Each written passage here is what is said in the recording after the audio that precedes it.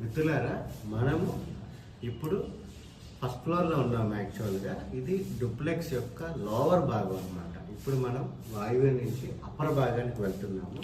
ఇక్కడ ఒక 2 persons lift అనేది డిజైన్ చేసాం అన్నమాట.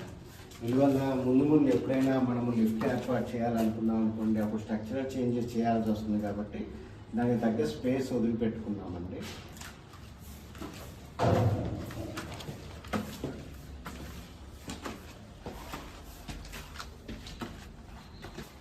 సో ఇది డూప్లెక్స్లోని అప్పర్ ఫ్లోర్ అండి.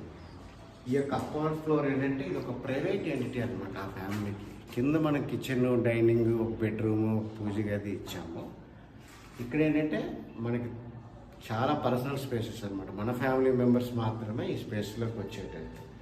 సో ఇక్కడ కూడా బ్రహ్మస్థానాన్ని ఖాళీగా ఉంచి ఆ చుట్టూ ఉన్నటువంటి దైవిక పాదం అని చెప్తాం అనమాట. ఆ దైవిక పాదంలోంచి సాగు చేస్తూ పైశాచిక పాదము, మానుష్య పాదాలలో బెడ్రూమ్స్ వచ్చే విధంగా చేస్తూ 3 bedrooms వచ్చేటట్టు మనం డిజైన్ చేస్తాం. నైరుతి ఒక బెడ్రూము, తూర్పు ఆగ్నేయము అంటే తూర్పులో కొంత భాగము, ఆగ్నేయలో కొంత భాగము ఒక బెడ్రూము. అదే రకంగా తూర్పులో కొంత భాగము, ఈశాన్యంలో కొంత భాగం కలిపి ఒక బెడ్రూము. ఇలాగ 3 bedroomsగా చేసామండి.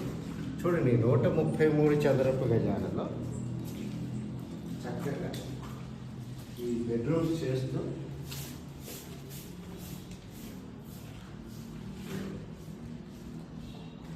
దక్షిణము, ఉత్తరాలు మనం కొంచెం ఎక్స్టెన్షన్స్ తీసుకోవడం ద్వారా ఇక్కడ ఏదైనా వాషింగ్ మిషన్ అలాంటిది ఏర్పాటు చేసుకొని బట్టలు ఉతుక్కున్న పైకి వెళ్ళి ఆరేసుకునే విధంగా ఈ రకంగా మనం ఈ ఫ్లోర్కి సంబంధించి మనం డిజైన్ చేసాము.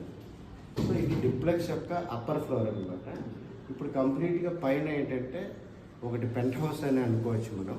అలాంటి పెంట్ హౌస్ అనేది మనం ఇక్కడ చేయడం అనేది జరిగింది.